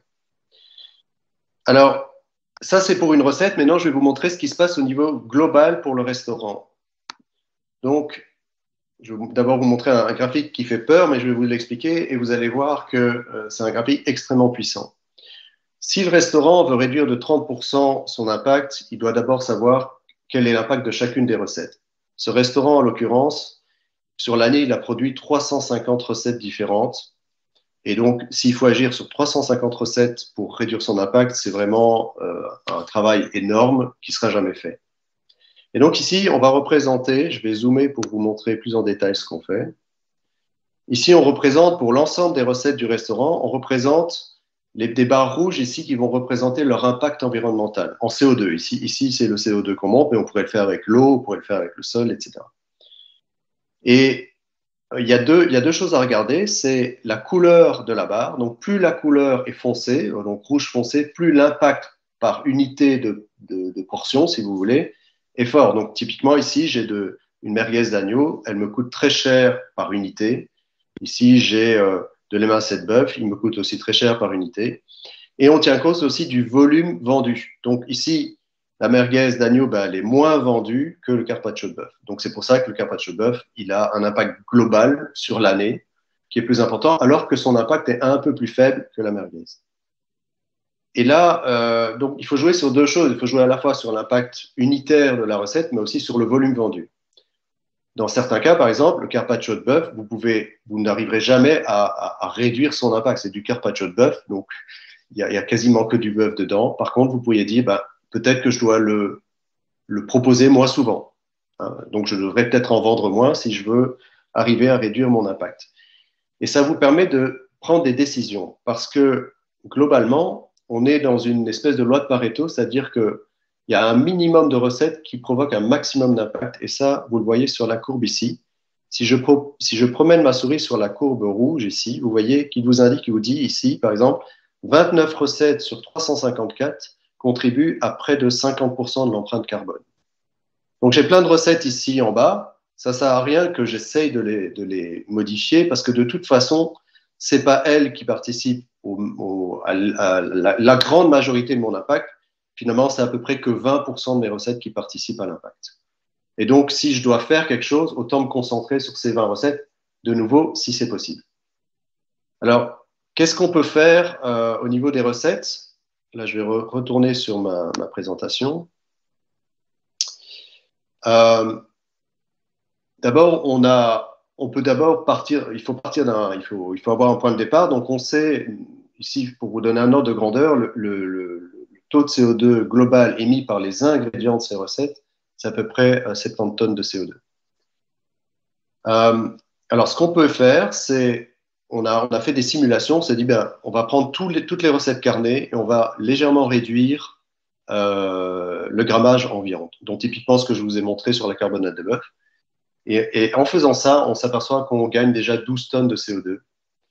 On transforme quelques recettes carnées vers du végétarien, pas beaucoup. Donc, sur 300 recettes, on en a pris 10 et on les a transformées en végétariennes. Donc, par exemple, le cas le plus classique, c'est du chili sin carne au lieu de faire du chili con carne.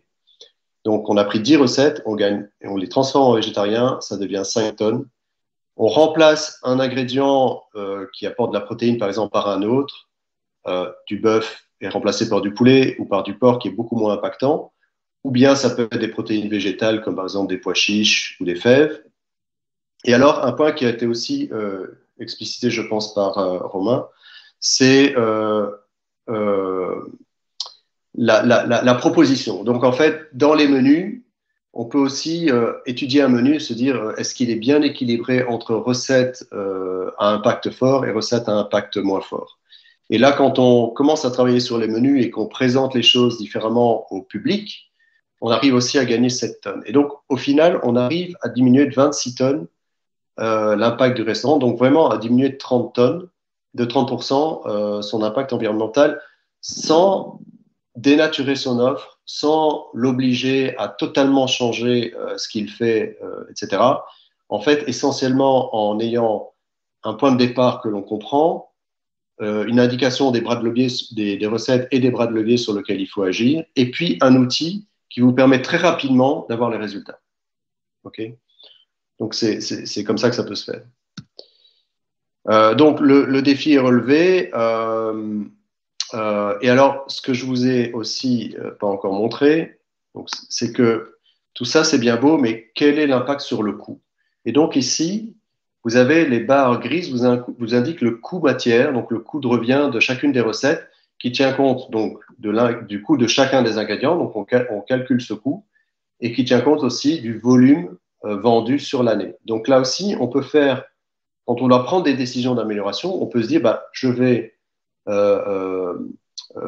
focaliser ma tentative d'optimiser mes recettes sur celles qui ont le plus d'impact au niveau environnemental, que je peux changer, mais aussi celles qui me coûtent le plus ou qui affectent le plus ma marge bénéficiaire.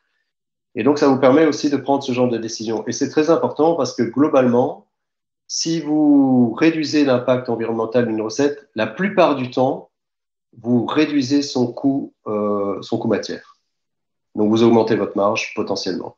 Et ça peut être très significatif puisqu'on a pu mesurer qu'en prenant quelques options, on pourrait diminuer de 10% le coût matière du restaurant, ce qui est énorme dans le collectif. Dans le collectif, quand vous arrivez à diminuer de 1 ou 2% le coût matière, vous êtes déjà très, très content. Donc le potentiel est très intéressant parce qu'on est sur du win-win complet, tant sur le coût matière que sur l'impact environnemental. Et puis, ce qui est intéressant, c'est peut-être de se dire, ben, globalement, je vais enlever ça.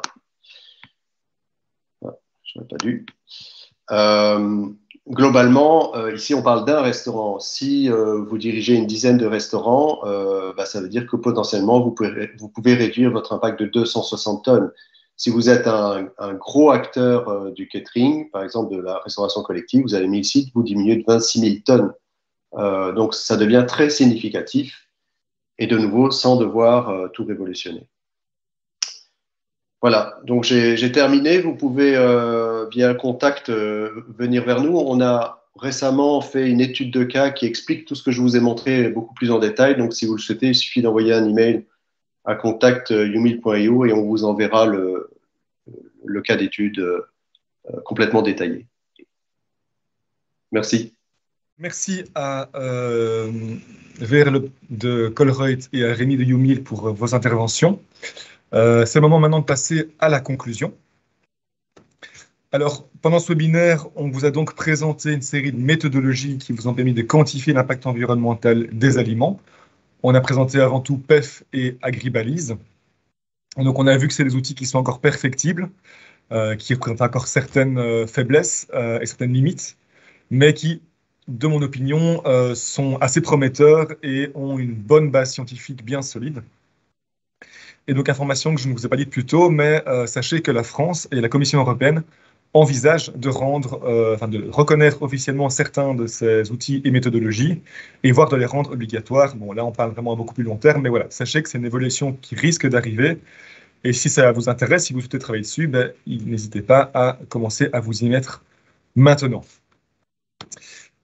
On a aussi vu que tous les produits et toutes les étapes de production n'ont pas le même impact. Donc en particulier, on a vu que la production agricole était l'impact le plus important, vous vous rappelez 85%, qui suivait ensuite par la transformation, et puis les emballages et le transport, et ensuite la distribution et la consommation. On a présenté une série de pistes d'action qui peuvent être faites à chacun de ces postes. Et notamment au niveau agricole, on a montré que les produits animaux, et en particulier les viandes rouges, avaient un impact beaucoup plus important que les produits végétaux. On a vu ensuite une série de pistes d'action, aussi plus générales, pour réduire l'impact environnemental des aliments, via notamment les 2 interventions. On a vu aussi comment communiquer de cet impact auprès des clients, que ce soit via des labels ou via des sites internet comme le fait YouMeal. N'hésitez pas à revenir sur toutes les informations après la présentation. On vous enverra du coup les diapositives. Alors personnellement, j'ai trouvé très intéressant, j'ai pris beaucoup de plaisir à préparer ce webinaire. J'ai appris beaucoup de choses. J'espère que c'est le cas pour vous aussi. J'espère que vous repartez satisfait et vous avoir donné envie de vous y intéresser, de travailler davantage là-dessus. Si c'est le cas, si vous ne savez pas comment vous y mettre, si l'un des outils présentés ici vous a intéressé, mais vous ne savez pas comment commencer, eh bien, n'hésitez pas à nous contacter. On envisage de travailler plus sérieusement là-dessus. Ça va dépendre de la demande de vous, nos membres, mais que vous soyez membre ou non membre d'ailleurs. Donc voilà, contactez-nous, on en rediscutera.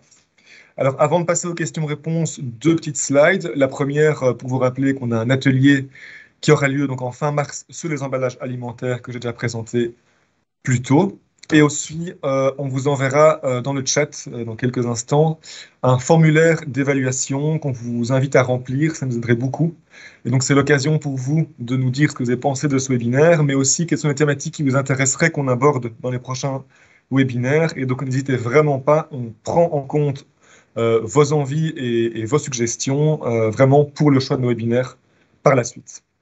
Voilà, maintenant, on va passer aux questions-réponses. Et donc, je vais reprendre en priorité les questions qui sont dans le chat.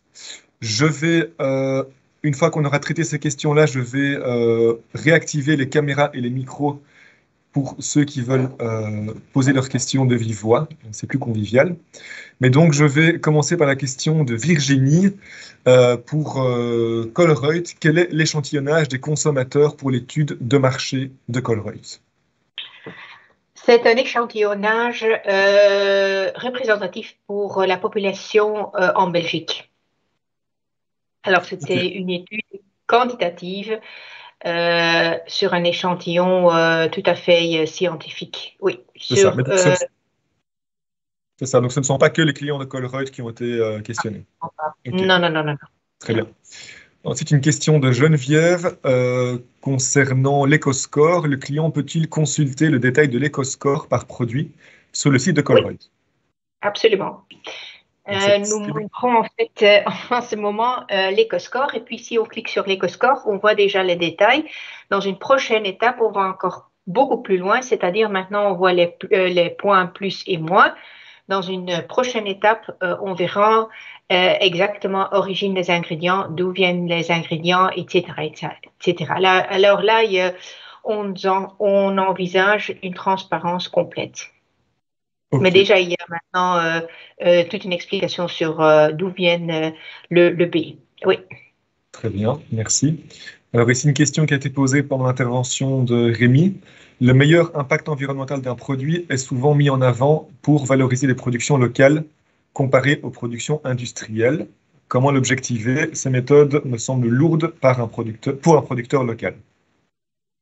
Est-ce que Rémi, tu as une réponse à ce niveau-là? J'avoue, je ne comprends pas la question.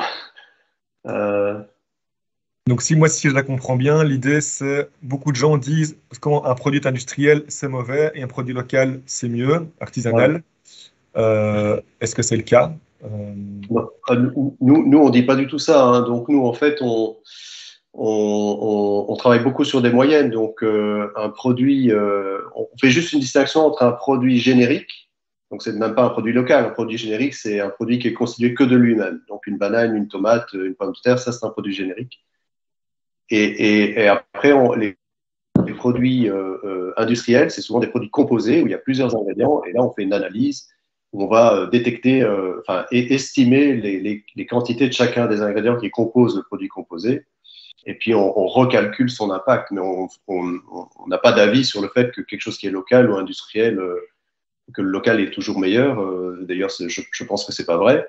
Je pense que faut se méfier de ce genre d'affirmation. Il y a plein de cas possibles où un produit local a énormément d'impact parce que, je sais pas, une tomate locale en hiver, ça a énormément d'impact, alors qu'une tomate italienne ou de Sicile a moins d'impact, même si elle est venue avec dans un 12 tonnes. Hein, donc, Voilà. J'ajouterais d'ailleurs que en fait, tous ces points ont été quantifiés dans le webinaire avant l'intervention de Verne. Hein. Donc, pour rappel, au niveau du local, je rappelle que l'impact du transport, c'est en moyenne 3% de l'impact général des aliments. La transformation, mais on est à 7% en moyenne, donc c'est pas énorme comparé à l'aliment en soi. Alors attention, on parle d'impact environnemental ici. Hein. On ne parle pas de l'impact sur la santé, que je ne connais pas, je ne suis pas du tout spécialiste, je ne suis pas nutritionniste. Mais donc on parle de l'impact environnemental. Donc voilà, je pense qu'il faut faire attention à bien comprendre de quoi on parle. Et notamment, comme disait Rémi, effectivement, je l'ai montré, le transport a peu d'impact, là où, au contraire, les serres chauffées, je disais, voilà, c'est 1 à 10 kg de CO2 par kilogramme de produit.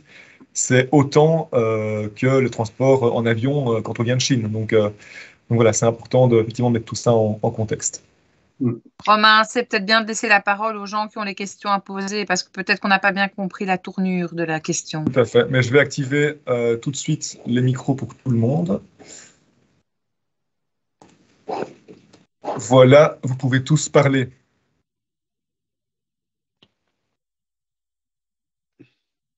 Et vous pouvez même tous allumer votre caméra si vous le souhaitez. Donc s'il y a des gens qui veulent poser des questions, allez-y, sentez-vous libre de le faire.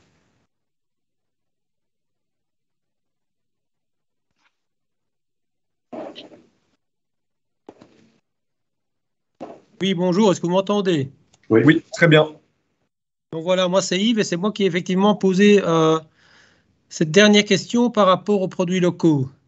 Donc en fait, je suis d'une part producteur local, mais j'accompagne aussi des gens qui se lancent dans des productions locales, plutôt dans des productions élevage ovin caprin, transformation du lait de ces animaux. Et donc effectivement, j'ai bien compris les deux méthodes et j'ai bien compris aussi votre réponse. Mais comment un petit producteur local pourrait-il vraiment pouvoir évaluer et objectiver l'impact environnemental de sa production?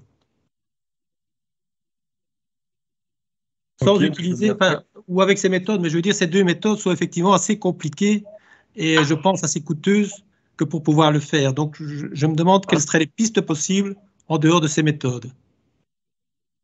Est-ce que l'un d'entre vous veut répondre? Sinon, je veux bien... Pour être vraiment honnête, pour savoir l'impact de sa propre production, il faudrait avoir un ACV complet, ce qui est encore beaucoup plus complexe que les chiffres qu'on trouve dans l'agribalise. Et pour vraiment voir quel est mon impact en tant que producteur, là, il faut vraiment une analyse ACV complète. OK. Bon, merci.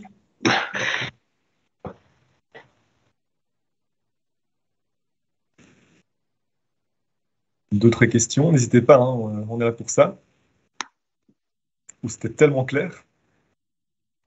En fait, les labels sont là pour informer les consommateurs. Les labels comme l'EcoScore, par exemple, ne sont pas vraiment tout à fait optimales pour voir quel est mon impact en tant que producteur et qu'est-ce que je peux faire pour diminuer l'impact Parce que là, on est vraiment dans les A jusqu'à E. Ce n'est pas assez spécifique pour pouvoir voir les diminutions au point de vue empreinte environnementale. C'est vraiment un outil B2C, business to consumer, plutôt que un outil pour voir qu'est-ce que je peux faire moi comme réduction dans ma production. Pour cela, je crains qu'il faut vraiment avoir une ACV spécifique. Et pour les producteurs de produits, mais pour ceux qui font des recettes dans les restaurants, c'est un outil, on est encore dans du B2B. Hein. Enfin, oui, enfin, ils vont communiquer auprès des consommateurs, c'est vrai ce que vous dites. Mais comme j'ai compris, le monsieur Boinangien est producteur. Hein? Ouais, tout à fait. Donc au niveau de la production primaire, je pense que les applications sont limitées. Ici, ce qu'on a montré, c'était surtout voilà, pour la distribution. Voilà, mais si vous voulez en savoir plus, ouais, on peut en discuter. N'hésitez pas à nous envoyer un mail et on verra voilà, si on peut vous diriger vers des informations qui peuvent vous aider sur ces questions. Ok, ça va, merci. Ok, eh bien, s'il n'y a plus de questions pour l'instant, merci pour votre attention. J'espère que ça vous a plu, que ça vous a intéressé. Si vous voulez aller plus loin, n'hésitez pas à prendre contact avec l'un des deux intervenants ou avec Brufotech. Comme je l'ai dit, on vous accompagnera avec plaisir si on le peut. Pour rappel, il y a encore un webinaire le mois prochain. Et d'ici là, je vais vous remercier pour votre participation et je vous dis à très bientôt. Merci. Au revoir. Merci, au revoir.